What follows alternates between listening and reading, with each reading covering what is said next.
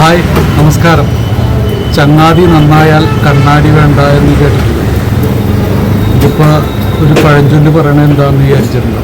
ആ പഴഞ്ചൊല്ലിൻ്റെ ഒരു അനുഭവം ഇന്നുണ്ടായി.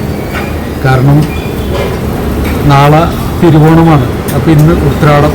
അപ്പോൾ ശരിക്ക് തിരുവോണത്തിന് മറ്റേ മാവേലിയുടെ കൂടെ ഒരു വാമനൻ വേണം എന്നുള്ള ഒരു കൺസെപ്റ്റിൽ മാവേലിയാകാൻ 2-3 പേരുണ്ട്. പക്ഷേ വാമനനാകാൻ ആളില്ല. നമുക്ക് വാമനൻ്റെ കളറൊന്നുമില്ല, ഫിഗറുമില്ല. പക്ഷേ വാമനനാകാം എന്ന് ഞാൻ പറഞ്ഞു. എല്ലാവരും വാമനനാകുമ്പോൾ മറ്റെന്താ പറയുക, മറ്റേ പപ്പടം എല്ലാം തലയിലൊട്ടിച്ചിട്ട് വാമനനാകുന്ന പരിപാടിയാണ്. ഞാനത് പറഞ്ഞ് വേണ്ട, നമ്മുടെ മുടി വടിച്ചേക്കാം.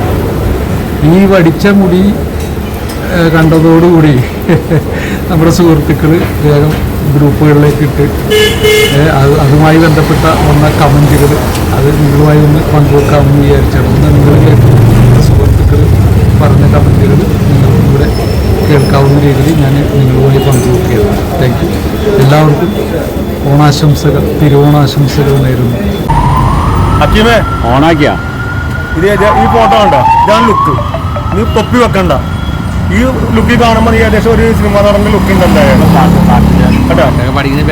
ഈ പാട്ട് ഒന്നും കൂടി നന്നാക്കിയ അടിപൊളിയാണ്.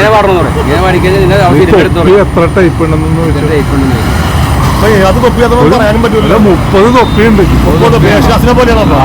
30 വെള്ള ഷർട്ട് ഉണ്ട്, അതേപോലെയാണ് കോമഡിനെ പോലെ. പക്ഷേ സംഭവം ലുക്ക് ഇതാണ് അടിപൊളി.